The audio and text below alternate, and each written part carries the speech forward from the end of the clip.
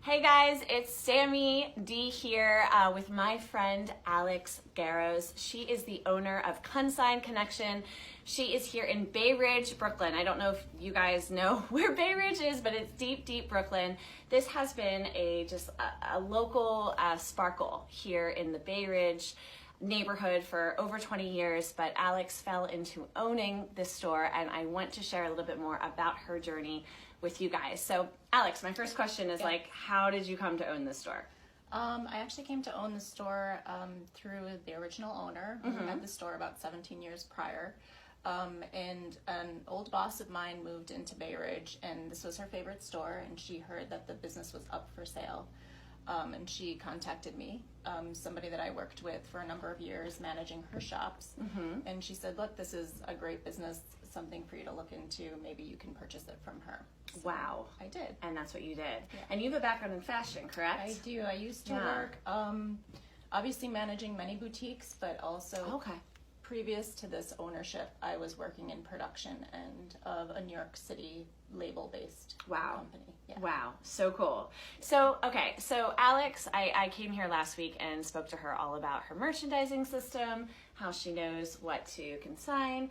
Tell us a little bit more, because I think that's the most difficult part of running your own resale business is like, what do I sell and how do I sell it? Yeah, that's definitely a great question. It requires a little bit of knowledge, basic knowledge of styles and preferences, pieces that outperform other pieces. There's some pieces that don't do well, and an example of that could be like colors.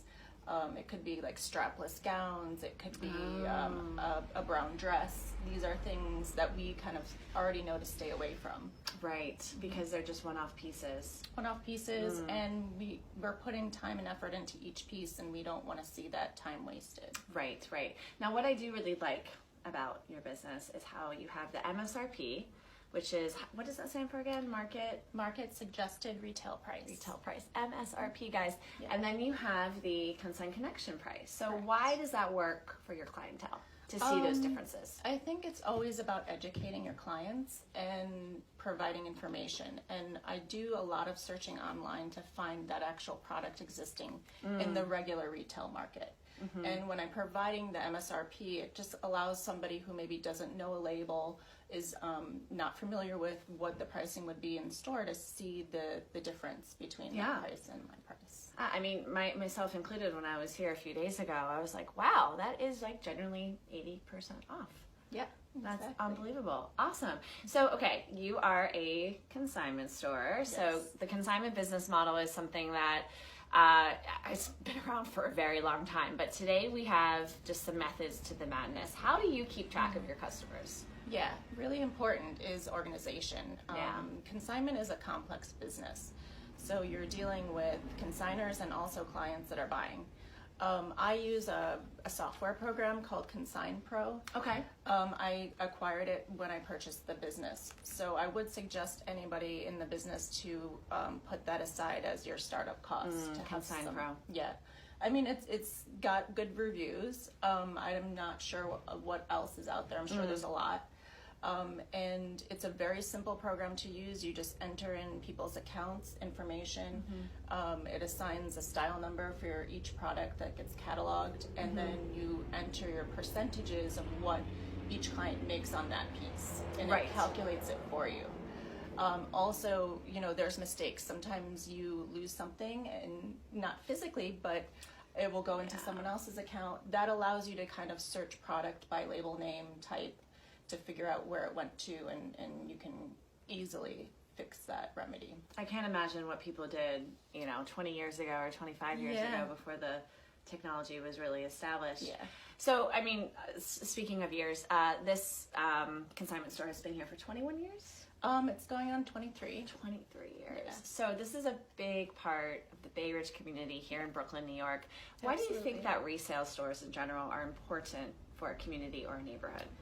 I mean, there's so many different reasons, but I think one, it's a great reminder of reuse, repurpose, and that's always something that is a part of a community. The percentages of what goes into landfills, I think with clothing waste is like 84% or something ridiculous like that. So just that green life reminder is one. Two, I think it's it's an inspiration. It's a fashion inspiration for people. You're not necessarily gearing your store towards one kind of trend, like most of the retailers, the big box retailers do every season.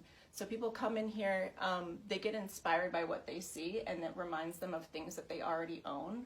So not only are they reusing, but they're going back into their own closets, reviving things.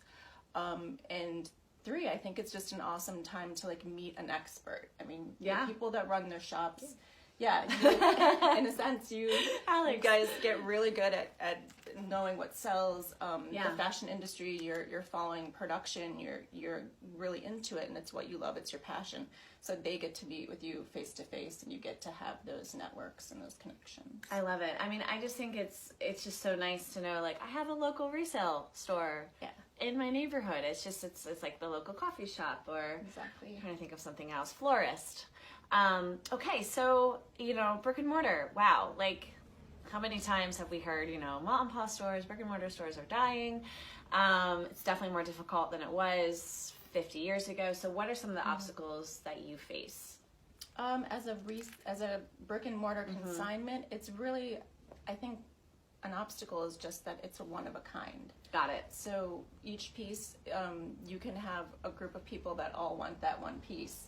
So how do you, represent and hold that integrity of a piece, whether you're putting it online for sale or it's just available in store? That's one of the challenges, I would say, that I face. Right. And probably just not having a huge turnaround of money and profit that I can put towards marketing. Yeah, and obviously getting foot traffic and attracting, like you said, marketing to new customers. Yes. Yeah. But you've been going on now, what, 4 years? But it'll be my 5th year, actually. Thank you. Oh my gosh. Okay, so final question, because I'm sure you guys are like, I need to come see this store. I mean, you're not seeing much of it where we're sitting, but hopefully you guys saw some of the B-roll earlier. So how can people find and shop from you? You can definitely find me on Facebook right now. It's Consign Connection. We have a website. We do a lot of use on Google Maps, which helps a lot with directions. ConsignConnection.com is the website. Yay. We'll be branching out hopefully very soon on Instagram, so all that information on Instagram will be available at those areas. Amazing. And I'm hoping to host a future event here, guys, so if you're in New York City, stay tuned. So, Alex, thank you so much for just giving us some of your time, welcoming me and all our Thrift Boss babes out there into your shop. And guys, I will see you on another episode of Sammy D IGTV. Bye.